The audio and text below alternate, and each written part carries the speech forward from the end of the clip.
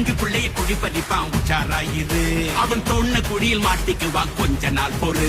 நீ விசுவாசியா கூட இருந்தா ஹாத்துல வைப்பேன். நீ வித்த காட்ட முடியாது நான் கோப்பனு கப்பேன். சிறப்பா முடியும் சம்பவ சீனு.